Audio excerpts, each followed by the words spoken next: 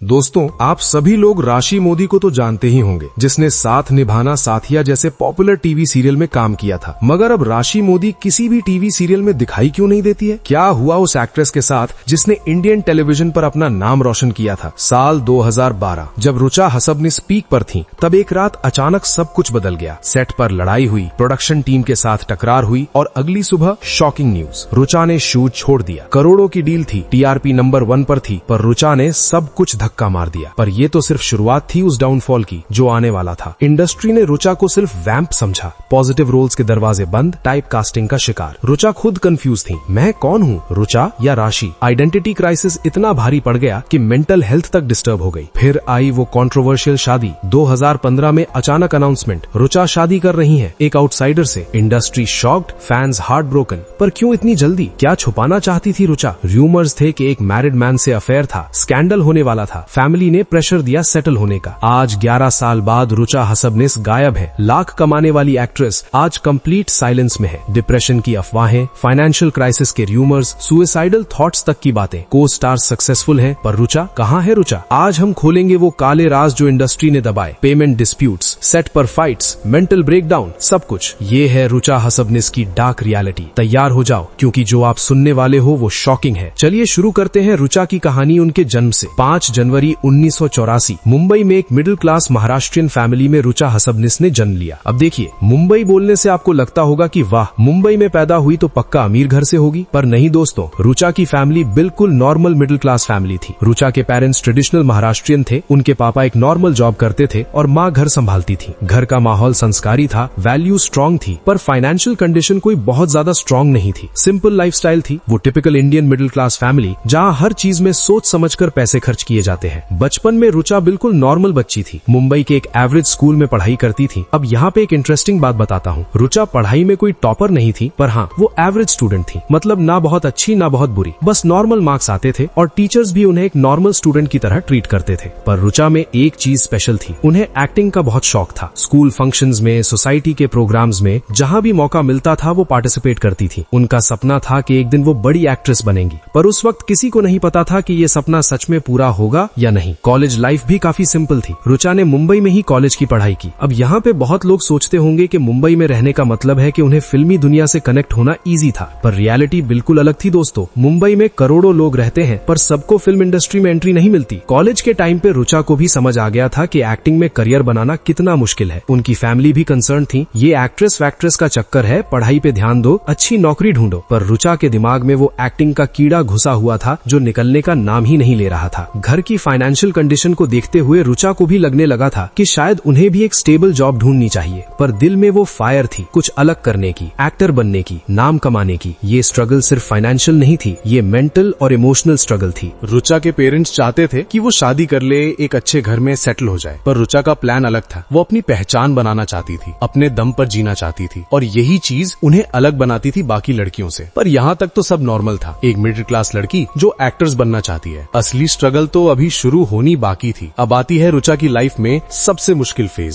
Struggle का phase. जब रुचा ने डिसाइड किया कि मुझे एक्टिंग में ही करियर बनाना है, तो घर में ऑपोजिशन शुरू हो गया। पापा कहते थे ये सब सपने हैं, रियलिटी देखो। माँ कहती थी लड़की हो, शादी करो, घर बसाओ। पर रुचा ने हार नहीं करी। 1907 की बात है जब रुचा ने ऑफिशियली एक्टिंग फील्ड में एंट्री लेने की कोशिश शुरू की। पहले तो यही समझ नहीं आ रहा था कि शुरू कहाँ से करें। कॉन्टैक्ट्स थे नहीं, गॉडफादर था नहीं, पोर्टफोलियो तक ठीक से नहीं था, पर हिम्मत थी और वो सपना था जो रात को सोने नहीं देता था। रुचा ने सबसे पहले मॉडलिंग की तरफ देखा। छोटे मोटे एड शूट्स के लिए ऑडिशंस देने लगी, पर यहाँ भी भारी कंपटीशन थी। मुंबई में हर दिन हजारों लड़कियां ऑडिशंस देने आती हैं, सबकी एक ही ख्वाहिश, एक ही सपना। रुचा भी उन्हीं हजारों में से एक थी। रिजेक्शन पर रिजेक्शन मिलते गए। कभी कहते थे आपकी हाइट कम है, कभी कहते थे आपका लुक मैच नहीं कर रहा, कभी कहते थे अभी एक्सपीरियंस नहीं है। हर ऑडिशन में एक नई रिजेक्शन, एक नई डिसअपॉइंटमेंट। पर रुचा ने हार नहीं मानी। फाइनेंशियल स्ट्रगल भी बहुत भारी थी इस फेज में। घर से लिमिटेड पैसा मिलता था, और वो भी इसीलिए क्योंकि पेरेंट्स को लगा था कि शायद इसको ये सब करते करते समझ आ जाएगा और वो नॉर्मल लाइफ की तरफ आ जाएगी। पर रुचा का डिटर्मिनेशन देखकर धीरे धीरे उन्हें भी लगने लगा कि शायद ये लड़की कुछ कर लेगी। 2007 में फाइनली रुचा को पहला ब्रेक मिला। अंबर धारा नाम का एक शो। ये एक स्मॉल रोल था, कोई बड़ा कैरेक्टर नहीं था, पर रुचा के लिए ये एक गोल्डन अपॉर्चुनिटी थी। फाइनली उन्हें टीवी पर काम मिल गया था। फाइनली वो एक्टर्स बन गई थी। पर यहाँ भी चैलेंज थे। पहली बार कैमरे के सामने एक्टिंग कर रही थी,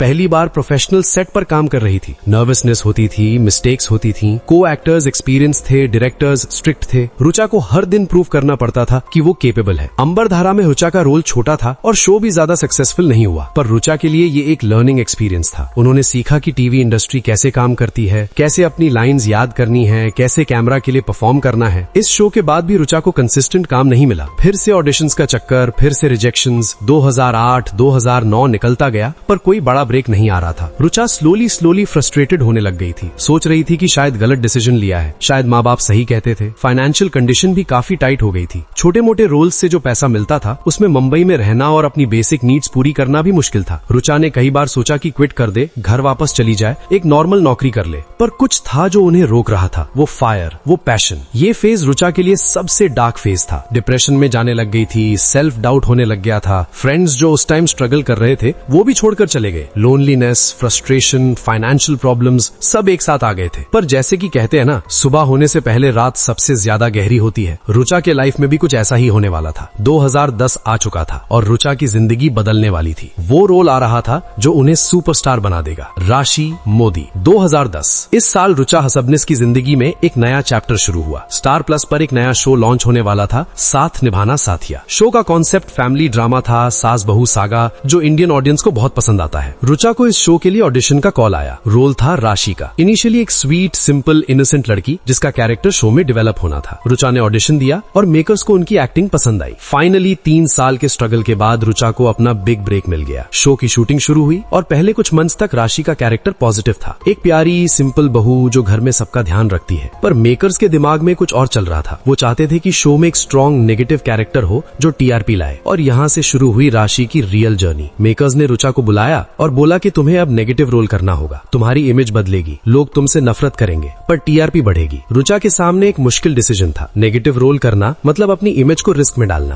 पर रुचा ने वो रिस्क लिया। उन्होंने सोचा पहले काम तो आने दो, इमेज बाद में देखी जाएगी। और यही डिसीजन रुचा की लाइफ का टर्निंग पॉइंट बन गया। राशि स्लोली एक कनिंग, मैनिपुलेटिव कैरेक्टर में ट्रांसफॉर्म हो गई। प्लॉटिंग, प्लानिंग, घर में प्रॉब्लम्स क्रिएट करना, राशि ये सब करने लगी और ऑडियंस ने इस कैरेक्टर को लव कर दिया। हाँ, राशि से लोग नफरत करते थे, पर वो नफरत भी एक तरह की लव थी। लोगों को राशि का कैरेक्टर इतना इंटरेस्टिंग लगने लगा कि वो स्पेशली राशि के सीन्स देखने के लिए शो देखते थे। टीआरपी बढ़ने लगी, शो हिट होने लगा। रुचा के लिए ये एक अजीब एक्सपीरियंस था। सेट पर सब उससे प्यार से बात करते थे, अप्रिशिएट करते थे, पर जब वो बाहर जाती तो लोग उसे राशि समझकर बुरा बिहेव करते थे। कोई तो कहते थे तू बहुत बुरी है, तुझे शर्म नहीं आती इतनी प्लॉटिंग करने में। लोगों ने रुचा और राशि को एक समझ लिया था। शो रन करता गया और राशि का कैरेक्टर और भी नेगेटिव होता गया। घर में आग लगाना, गोपी को फंसाना, पैसे के लिए कुछ भी कर गुजरना। राशि ने हर लिमिट क्रॉस कर दी और जितना राशि नेगेटिव बनती गई उतना ही शो की पॉपुलैरिटी बढ़ती गई। 2011 आते आते साथ निभाना साथिया इंडियन टेलीविजन का एक टॉप शो बन चुका था। टीआरपी चार्ट्स में हमेशा टॉप 5 में रहता था। रुचा हसबनेस अब एक हाउस होल्ड नेम बन चुकी थी। घर घर में राशि की बातें होती थी। अवार्ड्स फंक्शंस में रुचा को नॉमिनेशंस मिलने लगे। बेस्ट नेगेटिव रोल के लिए उन्हें कई अवार्ड्स मिले। इंडस्ट्री में उनका नाम बन गया। जो रुचा 3 साल तक ऑडिशंस में चक्कर लगाती रही, वो अब रेड कारपेट पर चल रही थी। फाइनेंशियल कंडीशन भी कम्प्लीटली बदल गई। टीवी एक्टर्स को अच्छा पैसा मिलता है और रुचा अब कंफर्टेबल लाइफ जी रही थी। घर भी शिफ्ट किया, फैमिली को भी सपोर्ट कर रही थी। जो स्ट्रगल था वो अब एक याद बन गया था। पर यहाँ पे एक इंटरेस्टिंग ट्विस्ट आया। रुचा का कैरेक्टर इतना पॉपुलर हो गया था कि शो के मेकर्स चाहते थे कि राशि को जितना हो सके उतना हाईलाइट करें। को स्टार्स जो शो के मेन लीड्स थे, उन्हें भी लग रहा था कि राशि का कैरेक्टर उनसे ज्यादा अटेंशन ले रहा है। शो में गोपी और राशि की राइवलरी आइकॉनिक बन गई। जिया मानिक जो गोपी का रोल प्ले कर रही थी, उनकी और रुचा के सीन सबसे ज्यादा देखे जाते थे। दोनों की केमिस्ट्री, चाहे वो प्यार की हो या नफरत की, ऑडियंस को पसंद आती थी। दोस्तों, अगर आप वीडियो के इस हिस्से तक आ गए हैं तो वीडियो को लाइक करके चैनल सब्सक्राइब जरूर कर दीजिएगा। पर अब आने वाला था वो फेज जो रुचा की लाइफ का सबसे कंट्रोवर्शियल फेज था। जब सब कुछ परफेक्ट लग रहा था, तभी सब कुछ उल्टा होने वाला था। 2011 से 2012 तक का टाइम रुचा हसबनेस के करियर का गोल्डन पीरियड था। साथ निभाना साथिया अब सिर्फ एक शो नहीं था, वो एक फिनोमिनन बन चुका था। और राशि मोदी अब सिर्फ एक कैरेक्टर नहीं थी, वो एक ब्रांड बन चुकी थी। रुचा का हर पब्लिक अपीयरेंस एक इवेंट बन जाता था। जहाँ भी जाती भीड़ लग जाती, लोग फोटोज खींचते, ऑटोग्राफ्स मांगते। पर सबसे इंटरेस्टिंग बात ये थी कि लोग उन्हें रुचा नहीं, राशि कहते थे। आइडेंटिटी का कंफ्यूजन हो गया था। रुचा की अपनी पहचान खो गई थी, वो सिर्फ राशि बनकर रह गई थी। सेट पर भी रुचा का ट्रीटमेंट बदल गया था। पहले वो एक सपोर्टिंग कैरेक्टर थी, पर अब वो शो की बैकबोन बन चुकी थी। मेकर्स भी जानते थे कि राशि की वजह से टीआरपी आ रही है। क्रिएटिव मीटिंग्स में राशि के कैरेक्टर के लिए स्पेशल ट्रैक्स बनते थे। सोशल मीडिया पर भी राशि ट्रेंडिंग रहती थी। फेसबुक, ट्विटर पर लोग राशि के बारे में बात करते थे, मीम्स बनते थे, जोक्स चलते थे। कुछ लोग कहते थे राशि सबसे बड़ी वैम्प है, कुछ कहते थे राशि सबसे इंटेलिजेंट है। लव हो या हेट, लोग राशि के बारे में बात जरूर करते थे। फाइनेंशियल ग्रोथ तो बहुत ही अच्छी हो गई थी। टीवी एक्टर्स को पर एपिसोड के हिसाब से पेमेंट मिलती है, और राशि जो ऑलमोस्ट हर एपिसोड में होती थी, तो रुचा का अकाउंट भर रहा था। जो लड़की कुछ साल पहले फाइनेंशियल स्ट्रगल कर रही थी, वो अब लाख कमा रही थी। ब्रांड एंडोर्समेंट्स का भी मौका आने लगा था। कंपनीज चाहती थी कि रुचा उनके प्रोडक्ट्स प्रमोट करे, पर यहाँ एक प्रॉब्लम आ गई। राशि की नेगेटिव इमेज की वजह से कुछ ब्रांड्स हेजिटेट करते थे, पर कुछ ब्रांड्स ने इस नेगेटिविटी को भी मार्केटिंग टूल बना लिया। रुचा की पर्सनल लाइफ में भी चेंजेस आने लग गए। फेम के साथ ईगो भी आती है, एटीट्यूड भी आता है। रुचा भी इंसान ही थी, और वो भी थोड़ा चेंज होने लगी। इंडस्ट्री इनसाइडर्स कहते थे कि रुचा अब पहले वाली सिंपल लड़की नहीं रही, अब वो स्टार बन चुकी है। सेट पर भी को स्टार्स के साथ थोड़ा कोल्ड वॉर सा चल रहा था। राशि का कैरेक्टर इतना डोमिनेटिंग हो गया था कि बाकी कैरेक्टर्स को स्क्रीन स्पेस कम मिलने लगा था। जिया मानिक जो गोपी थी, वो शो की मेन लीड थी, पर टीआरपी राशि लाके दे रही थी। ये ईगो क्लैश कभी कभी सेट पर विजिबल भी हो जाता था। पर रुचा का फोकस अपने करियर पर था। वो जानती थी कि टीवी इंडस्ट्री में कुछ भी परमानेंट नहीं होता। आज आप हिट हो, कल किसी और का टाइम आ सकता है। इसलिए वो अपना बेस्ट देना चाहती थी हर सीन में, हर एपिसोड में। पर यहाँ पे एक बड़ी प्रॉब्लम आ गई, टाइप कास्टिंग। रुचा इतनी अच्छी तरह से नेगेटिव रोल प्ले कर रही थी कि इंडस्ट्री में उन्हें सिर्फ नेगेटिव रोल्स के लिए कंसिडर किया जाने लगा। जब भी कोई शो में वैम्प की जरूरत पड़ती, रुचा का नाम फर्स्ट ऑप्शन होता था। रुचा ने खुद भी महसूस करना शुरू किया था कि वो पिजन होल हो रही है। वो चाहती थी कि पॉजिटिव रोल्स भी मिले, वैरायटी मिले, पर मेकर्स कहते थे तुम्हारी ऑडियंस राशि को पसंद करती है, तुम्हें वैम्प ही बनने दो। ये गोल्डन केज बन गया था। पैसे थे, फेम था, पर क्रिएटिव फ्रीडम नहीं थी। 2012 के मिड तक आते आते रुचा के दिमाग में कुछ अलग ही चल रहा था। शो पीक पर था, टीआरपी रिकॉर्ड तोड़ रही थी, पर रुचा खुश नहीं थी। वो एक इम्पोर्टेंट डिसीजन लेने वाली थी जो सब कुछ शॉक कर देगा, और वो डिसीजन था शो छोड़ देना। 2012 ये वो साल था जब रुचा हसबनेस ने अपनी करियर का सबसे शॉकिंग डिसीजन लिया। जब शो अपने पीक पर था, जब टीआरपी रूफ टच कर रही थी, जब राशि हर घर में फेमस थी, तब रुचा ने साथ निभाना साथिया छोड़ देने का फैसला किया। ये न्यूज जब इंडस्ट्री में आई तो सब शॉक थे। मेकर्स शॉक थे, को स्टार्स शॉक थे, फैंस शॉक थे। सबके दिमाग में एक ही सवाल था, क्यों पीक टाइम पर शो क्यों छोड़ रही हो? ये करियर सुसाइड है। ऑफिशियल रीजन तो ये बताया गया कि रुचा को कुछ पर्सनल रीजंस की वजह से शो छोड़नी पड़ी, पर इंडस्ट्री के अंदर की बात कुछ और थी। रूमर्स उड़ने लगी, गॉसिप कॉलम्स में स्टोरीज छपने लगी, स्पेकुलेशन होने लगी। पहला रूमर ये था कि रुचा और मेकर्स के बीच क्रिएटिव डिफरेंसेस थे। रुचा चाहती थी कि उसका कैरेक्टर अब थोड़ा पॉजिटिव हो, पर मेकर्स चाहते थे कि राशि और भी नेगेटिव बने। रुचा इतने सालों से एक ही टाइप का कैरेक्टर प्ले कर करके बोर हो गई थी। दूसरा रूमर ये था कि कॉन्ट्रैक्ट डिस्प्यूट्स थे। कहा जाता है कि रुचा अपनी फीस बढ़वाना चाहती थी, पर मेकर्स तैयार नहीं थे। पीक टाइम पर एक्टर्स अपनी वैल्यू जानते हैं और वो डिमांड भी करते हैं, पर इस मामले में अग्रीमेंट नहीं हुआ और रुचा ने छोड़ दिया। तीसरा और सबसे इंटरेस्टिंग रूमर ये था कि रुचा और कुछ को स्टार्स के बीच इश्यूज थे। सेट पर कोल्ड वॉर चल रहा था। राशि इतना हाईलाइट हो रहा था कि बाकी एक्टर्स इनसिक्योर फील कर रहे थे। ये टेंशन इतनी बढ़ गई कि वर्क एनवायरनमेंट टॉक्सिक हो गया। पर इनसाइडर्स का कहना है कि असली रीजन कुछ और थी। रुचा को लगने लगा था कि वो एक कैरेक्टर में फंस गई है। राशि उसकी आइडेंटिटी बन गई थी और वो अपनी रियल आइडेंटिटी खो रही थी। ये एग्जिस्टेंशियल क्राइसिस हो गया था। मैं रुचा हूँ या राशि? एक और एंगल भी था जो बहुत कम लोगों को पता है। रुचा की फैमिली उनसे शो छोड़ देने को कह रही थी। Continuous shooting, long hours, stress, ये सब उनकी हेल्थ पर असर डाल रहा था। फैमिली कंसर्न थी और चाहती थी कि वो ब्रेक ले। जब रुचा ने ऑफिशियली शो से एग्जिट किया तो उसके बाद शो में राशि का कैरेक्टर क्लोज कर दिया गया। एक ड्रामेटिक सीक्वेंस बनाया गया जिसमें राशि की डेथ हो गई। फैंस के लिए ये इमोशनल मोमेंट था। उनका फेवरेट कैरेक्टर खत्म हो गया, पर रुचा के लिए ये लिबरेशन था। वो उस केज से बाहर आ गई थी जो गोल्डन थी पर केज थी। वो खुश थी कि अब वो कुछ नया कर सकती है, अपनी इमेज बदल सकती है, पर रियलिटी अलग निकली। शो छोड़ने के बाद रुचा को उम्मीद थी कि उसे ढेर सारे ऑफर्स मिलेंगे, पर ऐसा हुआ नहीं। इंडस्ट्री में रुचा को सिर्फ राशि के रूप में देखा जाता था। जब भी मेकर्स किसी पॉजिटिव रोल के लिए सोचते तो रुचा का नाम नहीं आता था। टाइप कास्टिंग इतनी स्ट्रांग हो गई थी कि उससे बाहर निकलना इम्पॉसिबल लग रहा था। कुछ मंथ्स तक रुचा ने वेट किया, ऑडिशंस दिए, मीटिंग्स की, पर कोई अच्छा ऑफर नहीं आया। जो ऑफर्स आ रहे थे या तो वो नेगेटिव रोल्स थे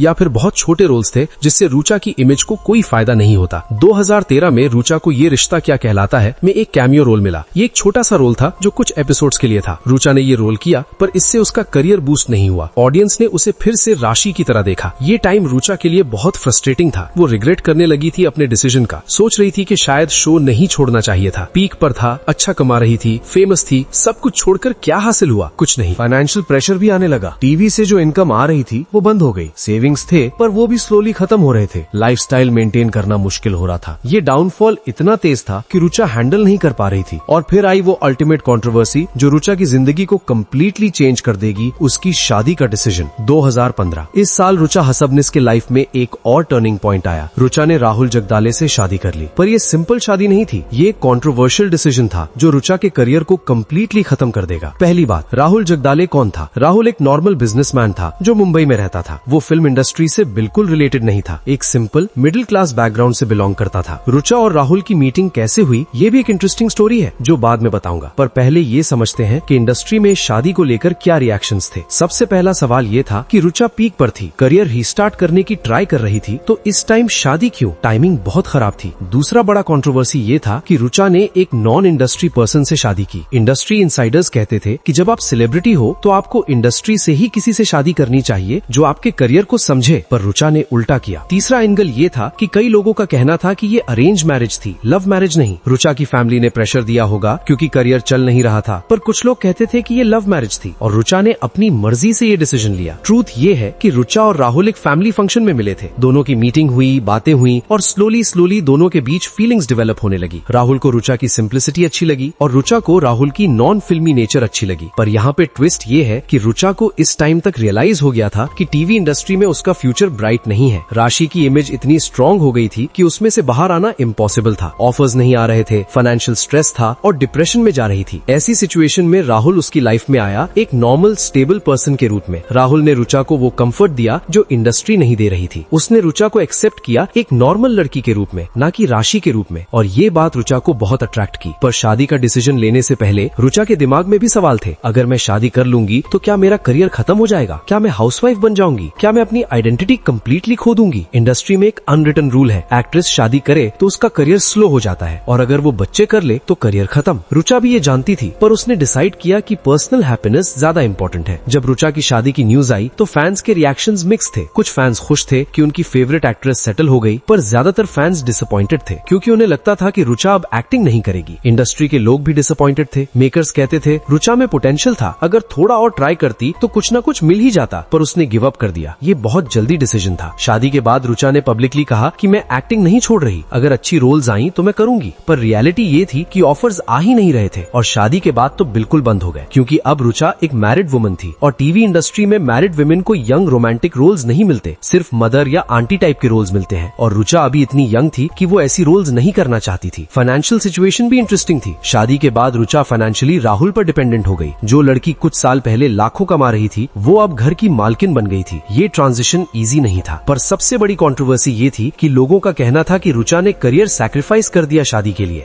और ये सैक्रिफाइस जरूरी नहीं थी। अगर वो थोड़ा और स्ट्रगल करती, पेशेंस रखती तो करियर फिर से ट्रैक पर आ जाता। कुछ इंडस्ट्री इनसाइडर्स का ये भी कहना था कि रुचा ने पहले ही शो छोड़कर गलती कर दी थी और फिर शादी करके सेकंड गलती कर दी। दोनों डिसीजंस कंबाइंड ने उसका करियर कंप्लीटली फिनिश कर दिया। पर रुचा का अपना पर्सपेक्टिव था। उसने एक इंटरव्यू में कहा था कि मैं सिर्फ राशि नहीं बनना चाहती थी, मैं अपनी लाइफ जीना चाहती थी। अगर इंडस्ट्री में मुझे वैरायटी नहीं मिल रही थी तो मैं क्यों फोर्स करूं? ये आर्ग्यूमेंट भी सही था, पर सवाल ये था क्या पर्सनल हैप्पीनेस के लिए करियर को कंप्लीटली सैक्रिफाइस करना सही था? क्या बैलेंस नहीं बन सकता था? ये सवाल आज तक कंट्रोवर्सीज क्रिएट करते हैं। अब आते हैं एक बहुत इंटरेस्टिंग एंगल पर। जब रुचा फेड हो गई तो उसके को स्टार्स का क्या हुआ? साथ निभाना साथिया के और एक्टर्स कहाँ हैं आज? और क्यों सिर्फ रुचा ही फेड हुई, बाकी लोग सक्सेसफुल कैसे रहे? सबसे पहले बात करते हैं जिया मेनक की, जो गोपी का रोल प्ले करती थी। जिया ने भी 2012 में शो छोड़ दिया था झलक दिखला जा करने के लिए, पर उस डिसीजन की वजह से मेकर्स नाराज हो गए और जिया को बाद में शो में वापस नहीं लिया। पर यहाँ डिफरेंस ये था कि जिया एक पॉजिटिव कैरेक्टर प्ले कर रही थी। जब उसने शो छोड़ा तो उसे दूसरे शोज में पॉजिटिव रोल्स के ऑफर्स आए। उसकी इमेज वर्सेटाइल थी। उसने बाद में कुछ और शोज किए और करियर मेंटेन किया। फिर आई देबोलीना भट्टाचार्य जी, जिसने जिया के बाद गोपी का रोल प्ले किया। देबोलीना ने शो को हिट बनाए रखा और बाद में बिग बॉस में भी गई। बिग बॉस ने उसकी पॉपुलैरिटी और बढ़ा दी। आज भी देबोलीना एक्टिव है और काम कर रही है। मोहम्मद नजीम, जो अहम का रोल प्ले करता था, वो भी शो के साथ काफी सालों तक रहा। उसने एक स्ट्रॉन्ग फैन बेस बनाई और बाद में कुछ और शोज भी किए। उसका करियर स्टेबल रहा, पीक पर नहीं पर कंसिस्टेंट था। विशाल सिंह, जो जिगर का रोल प्ले करता था, उसने भी शो को पीक टाइम तक कंटिन्यू किया। बाद में उसने कुछ फिल्म्स और वेब सीरीज में काम किया। उसकी जर्नी भी रुचा से बेटर रही। अब सवाल ये है कि क्यों रुचा फेड हो गई और बाकी लोग सर्वाइव कर गए। पहला रीजन तो टाइपकास्टिंग है। रुचा ने नेगेटिव रोल प्ले किया जो इतना आइकॉनिक हो गया कि उसमें से बाहर आना इम्पॉसिबल था। बाकी लोगों ने पॉजिटिव या न्यूट्रल रोल्स किए थे। दूसरा रीजन टाइमिंग है। रुचा ने पीक पर शो छोड़ी जब लोगों को उसकी जरूरत थी। बाकी लोगों ने शो के साथ लॉयल्टी दिखाई और जब शो खत्म होने के करीब था तब छोड़ा। इस लॉयल्टी से उनका इमेज अच्छा बना। तीसरा और सबसे इंपॉर्टेंट रीजन पर्सनल डिसीजंस का है। रुचा ने शादी की और करियर को बैकसीट पर डाल दिया। बाकी एक्टर्स ने अपने करियर को प्रायोरिटी दी और पर्सनल लाइफ को मैनेज किया करियर के साथ। ये डिफरेंस बहुत क्रूशियल था। इंडस्ट्री इनसाइडर्स का कहना है कि अगर रुचा शादी नहीं करती और थोड़ा और टाइम देती तो उसका करियर जरूर रिवाइव हो जाता, क्योंकि टैलेंट तो था उसमें, बस थोड़ा पेशेंस और स्मार्ट डिसीजंस चाहिए थे। एक और एंगल ये है कि बाकी एक्टर्स सोशल मीडिया पर एक्टिव रहे, फैंस के साथ कनेक्ट रहे, पर रुचा ने शादी के बाद अपने आप को पब्लिक आई से कंप्लीटली हटा लिया। यह भी एक रीजन है कि वो फेड हो गई। देबोलीना ने बिग बॉस में जाकर अपनी इमेज को री इन्वेंट किया। वो अपनी रियल पर्सनालिटी दिखा पाई और लोगों ने उसे एक अलग एंगल से देखा। पर रुचा ने ऐसा कोई प्लेटफॉर्म नहीं लिया जो उसकी इमेज को फ्रेश कर सकता। फाइनेंशियल एंगल से भी देखें तो बाकी एक्टर्स ने कंसिस्टेंट काम किया और इनकम स्टेडी रही, पर रुचा के केस में इनकम का फ्लो ब्रेक हो गया जो रिकवरी को और मुश्किल बना दिया। नेटवर्किंग भी एक फैक्टर था। बाकी एक्टर्स इंडस्ट्री पार्टीज में जाते थे, इवेंट्स में प्रेजेंट होते थे, कनेक्शंस मेंटेन करते थे, पर रुचा ने अपने आप को इस सब से दूर कर लिया, जिससे इंडस्ट्री में उसकी विजिबिलिटी खत्म हो गई। कंपैरिजन का एक पेनफुल रियलिटी ये है कि साथ निभाना साथिया के ऑलमोस्ट सारे मेन एक्टर्स आज किसी न किसी फॉर्म में एक्टिव हैं। चाहे वो टीवी हो, वेब सीरीज हो या फिल्म्स हो, सब कुछ कर रहे हैं। सिर्फ रुचा ही कंप्लीटली मिसिंग है। ये कंपैरिजन रुचा के लिए बहुत पेनफुल रहा होगा। देखना कि तेरे को स्टार सक्सेसफुल है और तू नहीं, ये ईगो हर्ट करता है, कॉन्फिडेंस तोड़ देता है। शायद इसीलिए रुचा ने पब्लिक आई से कंप्लीटली हटा लिया अपने आप को। शादी के बाद रुचा हसबनेस की लाइफ एक नॉर्मल हाउसवाइफ की लाइफ बन गई। जो लड़की रेड कारपेट पर चलती थी वो अब घर की किचन में काम कर रही थी। ये ट्रांजिशन इतना ड्रास्टिक था कि इमेजिन करना भी मुश्किल है। रुचा और राहुल मुंबई में ही सेटल हुए, पर अब वो फ्लैशी लाइफस्टाइल नहीं थी जो पहले थी। सिंपल मिडिल क्लास लाइफस्टाइल थी। घर का काम, राहुल का ध्यान रखना, फैमिली ऑब्लिगेशंस, ये सब रुचा की न्यू रियलिटी बन गई। पब्लिक अपीयरेंसेस ऑलमोस्ट जीरो हो गई। रुचा अब इंडस्ट्री इवेंट्स में नहीं दिखती थी, अवार्ड फंक्शंस में नहीं जाती थी। जहां पहले पापराजी उसकी फोटोज खींचते थे, अब वो बिल्कुल प्राइवेट लाइफ जी रही थी। सोशल मीडिया पर भी रुचा काफी इनएक्टिव हो गई। इंस्टाग्राम पर कभी कभी फोटोज डालती, पर वो भी पर्सनल लाइफ की सिंपल फोटोज, कोई ग्लैमरस पोस्ट्स नहीं, कोई प्रोफेशनल अपडेट्स नहीं, बस एक नॉर्मल पर्सन की तरह सोशल मीडिया यूज करती। फैंस डिसअपॉइंटेड थे। उन्हें उम्मीद थी कि रुचा कमबैक करेगी, पर ईयर्स निकलने लगे और कोई कमबैक नहीं आया। कुछ फैंस ने तो उसकी इंस्टाग्राम पर कमेंट कर करके रिक्वेस्ट किया,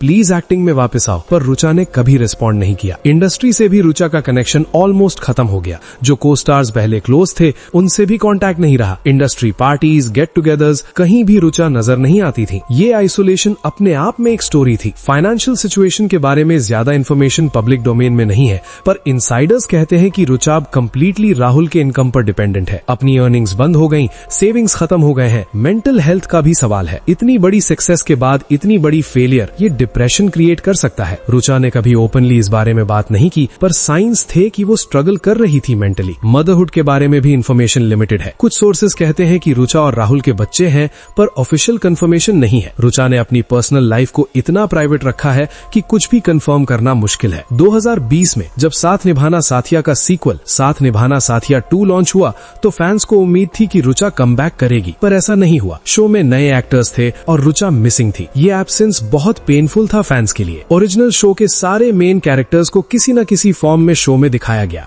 पर राशि कंप्लीटली मिसिंग थी। ये रुचा के आइसोलेशन को और हाईलाइट कर दिया। रुचा की करंट लाइफस्टाइल के बारे में जो लिमिटेड इन्फॉर्मेशन है वो सोशल मीडिया से ही है। कभी कभी वो फेस्टिवल सेलिब्रेशंस की फोटोज डालती, कभी फैमिली गैदरिंग्स की, पर हर फोटो में एक सैडनेस है जो छुपाए नहीं छुपती। इंडस्ट्री इनसाइडर्स कहते हैं कि रुचा ने अपने आप को कंप्लीटली आइसोलेट कर लिया है। फोन कॉल्स भी नहीं उठाती इंडस्ट्री लोगों की, मीटिंग्स रिफ्यूज नहीं करती, जैसे उसने उस दुनिया से परमानेंटली गुड बाय कह दिया है। पर सवाल ये है, क्या रुचा खुश है इस लाइफ में? क्या उसने सच में अपने डिसीजन से पीस पाई है, या फिर वो रिग्रेट करती है उस दिन का जब उसने पीक पर सब कुछ छोड़ दिया था? ये सवाल आज भी अनआंसर्ड है। रिसेंट ईयर्स में कुछ रूमर्स आए थे कि रुचा डिप्रेशन में है, मेंटल हेल्थ इश्यूज फेस कर रही है, पर कोई ऑफिशियल कंफर्मेशन नहीं आया। रुचा ने पब्लिक स्टेटमेंट्स नहीं दिए, इंटरव्यूज नहीं दिए, कुछ क्लैरिफाई नहीं किया। ये साइलेंस अपने आप में बहुत कुछ कहती है। जब आप पब्लिक फिगर हो और अचानक से कंप्लीटली डिसअपियर हो जाओ तो लोगों के दिमाग में सवाल उठते हैं, और जब तुम उन सवालों का जवाब नहीं देते तो स्पेकुलेशन और बढ़ती है। अब आते हैं उन कंट्रोवर्सीज पर जो मीडिया में ज्यादा डिस्कस नहीं हुई, पर इंडस्ट्री के अंदर सब जानते थे। ये वो काली सच्चाइयां हैं जो रुचा हस्बनीज की कहानी को और भी डार्क बनाती हैं। पहली बड़ी कंट्रोवर्सी, रुचा और मेकर्स के बीच का एक्चुअल फाइट। जब रुचा ने शो छोड़ा तो ऑफिशियली पर्सनल रीजंस बताए गए, पर रियलिटी ये थी कि रुचा और प्रोडक्शन हाउस के बीच पेमेंट डिस्प्यूट्स थे। रुचा का कहना था कि उसे ड्यूज क्लियर नहीं किए गए, और मेकर्स का कहना था कि रुचा कॉन्ट्रैक्ट तोड़कर गई। ये डिस्प्यूट इतना सीरियस हो गया था कि लीगल नोटिस तक की नौबत आ गई थी, पर दोनों पार्टीज ने बाद में आउट ऑफ कोर्ट सेटलमेंट कर ली, क्योंकि पब्लिक में ये मुद्दा आना दोनों के लिए एम्बैरेसिंग था। पर ये सेटलमेंट रुचा को कॉस्टली पड़ी, क्योंकि ब्लैकलिस्ट होने का डर आ गया। दूसरी कंट्रोवर्सी, सेट पर को स्टार्स के साथ एक्चुअल इश्यूज। कहा जाता है कि राशि का कैरेक्टर इतना डोमिनेटिंग हो गया था कि बाकी एक्टर्स को प्रॉब्लम होने लगी थी। मीटिंग्स में झगड़े होते थे कि राशि को इतना फुटेज क्यों मिल रहा है। एक इंसिडेंट फेमस है जहां एक को एक्टर ने रुचा से उलझ के कहा था, तुम अगर इतनी ही इंपॉर्टेंट हो तो शो में अपना नाम क्यों नहीं रखा। ये टॉन्ट रुचा को बहुत लगी थी और उसने उसी दिन डिसाइड कर लिया था कि वो शो छोड़ देगी। तीसरी कंट्रोवर्सी, रुचा की पर्सनल लाइफ में एक और एंगल था जो मीडिया में नहीं आया। कहा जाता है कि रुचा की एक रिलेशनशिप थी जो शादी से पहले ब्रेकअप हो गई थी। उस ब्रेकअप की वजह से भी रुचा डिप्रेशन में गई थी और करियर पर ध्यान नहीं दे पाई। ये रिलेशनशिप इंडस्ट्री के अंदर के किसी से थी जो खुद मैरिड था। जब ये बात लीक होने लगी तो रुचा ने क्विकली शादी का डिसीजन ले लिया राहुल से। कुछ लोग कहते हैं कि राहुल से शादी इम्पल्सिव डिसीजन थी जो उस स्कैंडल से बचने के लिए ली गई। चौथी कंट्रोवर्सी, फाइनेंशियल मिसमैनेजमेंट। जब रुचा पीक पर थी तो वो बहुत स्पेंड कर रही थी, लग्जूरियस लाइफस्टाइल, ब्रांडेड कपड़े, एक्सपेंसिव गैजेट्स, सब कुछ। पर जब इनकम बंद हो गई तो ये लाइफस्टाइल मेंटेन करना इम्पॉसिबल हो गया। इनसाइडर्स कहते हैं कि रुचा ने अपने पैसे वाइजली इन्वेस्ट नहीं किए, सेविंग्स नहीं बनाई, फ्यूचर प्लानिंग नहीं की। जब नीड पड़ी तो फाइनेंशियल क्राइसिस हो गया। ये क्राइसिस इतना सीरियस था कि रिपोर्टेडली रुचा को अपनी ज्वेलरी तक बेचनी पड़ी। पांचवी कंट्रोवर्सी, इंडस्ट्री पॉलिटिक्स। रुचा का कहना था कि उसने कुछ पावरफुल लोगों को रिफ्यूज कर दिया था जो उसका करियर डिस्ट्रॉय करने पर तुले थे। ये रिफ्यूजल क्या थी ये कभी पब्लिकली नहीं आया, पर रुचा ने हिंट्स दिए थे कि इंडस्ट्री में ऐसी फोर्सेस हैं जो टैलेंटेड लोगों को खत्म कर देती हैं। ये स्टेटमेंट बहुत कंट्रोवर्शियल था क्योंकि इसमें रुचा ने इनडायरेक्टली कास्टिंग काउच और एक्सप्लॉयटेशन की बात की थी, पर उसने किसी का नाम नहीं लिया, कोई डायरेक्ट एलिगेशन नहीं लगाया, इसलिए ये बात दबा दी गई। छठी कंट्रोवर्सी, रुचा और राहुल की शादी एक्चुअली अरेंज थी या फोर्स्ड। कुछ सोर्सेस कहते हैं कि रुचा की फैमिली ने प्रेशर दिया था क्योंकि करियर नहीं चल रहा था और रेपुटेशन खराब हो रही थी। उन्होंने सोचा कि अगर रुचा सेटल हो जाएगी तो सब ठीक हो जाएगा, पर रुचा ने हमेशा क्लेम किया कि ये उसका डिसीजन था। पर जिस स्पीड में ये शादी हुई वो सस्पिशियस थी। डेटिंग से लेकर शादी तक सिर्फ कुछ महीने थे। इतनी जल्दी में डिसीजन लेना ये क्वेश्चन मार्क्स लाता है। सातवीं कंट्रोवर्सी, रूमर्स थे कि रुचा ने कमबैक करने की कोशिश की थी। 2016-17 के अराउंड उसने कुछ प्रोडक्शन हाउसेस से कांटेक्ट किया था, पर उसने जो टर्म्स रखी थी वो अनरियलिस्टिक थी। लीड रोल चाहिए, पॉजिटिव कैरेक्टर चाहिए, हाई फीस चाहिए। मेकर्स को लगता था कि रुचा आउट ऑफ टच है रियलिटी से। उसको लगता था कि वो अब भी उस लेवल पर है जो पहले थी, पर मार्केट की रियलिटी अलग थी। लोगों ने उसे पीछे मुड़कर नहीं देखा था। आठवीं कंट्रोवर्सी, सोशल मीडिया पर कभी कभी फेक अकाउंट्स रुचा के नाम पे बनती थी जो कंट्रोवर्शियल स्टेटमेंट्स देती थी। इन अकाउंट्स ने रुचा की इमेज और खराब की, पर रुचा ने कभी एक्शन नहीं लिया, लीगल नोटिस नहीं भेजी। ये इनएक्शन भी स्ट्रेंज था। नवी और सबसे डार्क कंट्रोवर्सी, रुचा की मेंटल हेल्थ। मल्टीपल सोर्सेस कहते हैं कि रुचा ने पीक डिप्रेशन के टाइम सुसाइडल थॉट्स तक एक्सपीरियंस किए थे। ये सब बहुत हश हश रखा गया, पर क्लोज सर्कल जानता था। ये थॉट्स तब आए थे जब करियर कंप्लीटली खत्म हो गया था, फाइनेंशियल क्राइसिस था और आइडेंटिटी क्राइसिस हो रहा था। रुचा को समझ नहीं आ रहा था कि मैं कौन हूँ, राशि या रुचा। ये एग्जिस्टेंशियल क्राइसिस बहुत डेंजरस हो सकता है। इन सारी कंट्रोवर्सीज के बीच एक चीज कॉमन है, साइलेंस। रुचा ने कभी पब्लिकली डिफेंड नहीं किया खुद को, कभी क्लैरिफिकेशन नहीं दिया, कभी अपना साइड नहीं रखा। ये साइलेंस या तो बहुत स्ट्रॉन्ग है या फिर बहुत weak, depending on how you see it. तो अब 2025-26 में रुचा हसबनेस कहाँ है, क्या कर रही है? कमबैक की कोई पॉसिबिलिटी है? चलिए देखते हैं करंट सिनेरियो। लेटेस्ट इन्फॉर्मेशन के अकॉर्डिंग रुचा मुंबई में ही रहती हैं अपने हस्बैंड राहुल के साथ। लाइफ बिल्कुल प्राइवेट है, पब्लिक अपीयरेंसेस जीरो है। सोशल मीडिया पर कभी कभी 1-2 पोस्ट्स आती हैं, पर वो भी पर्सनल नेचर की। इंस्टाग्राम पर रुचा की फॉलोइंग अभी भी डिसेंट है, अराउंड 2 to 3 लाख फॉलोअर्स, पर एंगेजमेंट बहुत कम है। मतलब लोग फॉलो करते हैं नॉस्टैल्जिया की वजह से, पर एक्टिव इंटरेस्ट नहीं है। रीसेंट पोस्ट्स देखें तो mostly family functions, festivals, simple lifestyle की फोटोज है। कोई ग्लैमर नहीं, कोई शोबिज नहीं, एक नॉर्मल हाउसवाइफ की लाइफ है जो जो सोशल मीडिया पर थोड़ा बहुत शेयर करती है। इंडस्ट्री कॉन्टैक्ट से बात करें तो सब कहते हैं कि रुचा ने कम्प्लीटली डिस्कनेक्ट कर लिया है। ना तो वो इंडस्ट्री इवेंट्स में दिखती है, ना ही किसी से कॉन्टैक्ट में है, जैसे उसने इंटेंशनली कट ऑफ कर दिया है सब कुछ। फाइनेंशियल स्टेटस के बारे में कंफर्म इन्फॉर्मेशन नहीं है, पर अज्यूम कर सकते हैं कि वो कंफर्टेबल है क्योंकि राहुल का बिजनेस अच्छा चल रहा है। पर वो लैविश लाइफस्टाइल नहीं है जो पहले थी, वो टूट गई है। मेंटल हेल्थ के बारे में भी क्लियर पिक्चर नहीं है। रुचा ने कभी ओपनली बात नहीं की, पर जो लिमिटेड इंटरेक्शंस हैं सोशल मीडिया पर, उनमें एक कंटेंटमेंट दिखती है। शायद उसने अपनी लाइफ से पीस बना ली है। अब क्वेश्चन ये है कि कमबैक की पॉसिबिलिटी कितनी है। ऑनेस्टली बोलूं तो बहुत कम, क्योंकि इंडस्ट्री में गैप इतना ज्यादा हो गया है कि वापस आना ऑलमोस्ट इम्पॉसिबल है। 11-12 साल का गैप, ये बहुत लंबा टाइम है। इस बीच में टीवी इंडस्ट्री भी बहुत बदल गई है। नई एक्टर्स आई, नए ट्रेंड्स आए, ऑडियंस की टेस्ट बदल गई। रुचा की रेलेवेंस खत्म हो गई है। आज के यूथ को शायद रुचा का नाम भी नहीं पता। OTT का एरा आ गया है, पर रुचा ने इस प्लेटफॉर्म को भी एक्सप्लोर नहीं किया। वेब सीरीज, डिजिटल कंटेंट, यहाँ पे बहुत स्कोप था, पर रुचा ने इंटरेस्ट नहीं दिखाया, या फिर उसने ट्राई किया पर कोई ले नहीं रहा। रियलिटी शोज में भी रुचा को अपॉर्चुनिटी मिल सकती थी। बिग बॉस, खतरों के खिलाड़ी, नच बलिए, ऐसे शोज में पुराने एक्टर्स का कमबैक होता है, पर रुचा ने ये रूट नहीं चूज किया। शायद रुचा चाहती ही नहीं कमबैक करना। शायद उसने पीस बना ली है अपनी करंट लाइफ से। शायद वो सेटिस्फाई है कि जो था सो था, अब नहीं करना वापस। ये भी एक पॉसिबिलिटी है। पर एक एंगल और है, शायद रुचा डर गई है। फेम, सक्सेस और फिर फेलियर, ये साइकिल इतना ट्रॉमेटिक था कि शायद वो दोबारा वही एक्सपीरियंस नहीं करना चाहती। फियर ऑफ फेलियर ने उसे पैरालाइज कर दिया है। इंडस्ट्री इनसाइडर्स कहते हैं कि अगर रुचा सीरियसली कमबैक करना चाहे तो थोड़ी बहुत पॉसिबिलिटीज बन सकती हैं। Cameo roles, special appearances, supporting characters, ये सब हो सकता है। पर लीड रोल्स या बड़ी प्रोडक्शंस, वो शिप सेल हो चुकी है। पर रियल क्वेश्चन ये है कि क्या रुचा खुद चाहती है ये सब, या फिर वो जेन्युइनली हैप्पी है अपनी करंट लाइफ में। ये जवाब सिर्फ रुचा के पास है और वो बता नहीं रही। सोशल मीडिया पर कभी कभी फैंस कमेंट करते हैं, मैम आप वापस कब आओगी स्क्रीन पर, राशि को बहुत मिस करते हैं, प्लीज कम बैक करो। पर रुचा इन कमेंट्स को इग्नोर करती है, कोई रिस्पॉन्स नहीं देती। ये साइलेंस काफी कुछ कहती है। या तो उसने जेन्युइनली मूव ऑन कर लिया है, या फिर वो इमोशनली रिस्पॉन्ड नहीं कर पा रही। दोनों केसेस में कमबैक की पॉसिबिलिटी डिम लग रही है। दोस्तों, ये तो हो गई राशि मोदी की कहानी, मगर क्या आपको ये पता है कि गोपी बहू ने साथ निभाना साथिया टीवी सीरियल को क्यों छोड़ा था? अगर जानना है तो वीडियो स्क्रीन पर आ रहा है, क्लिक करके जरूर देखिएगा।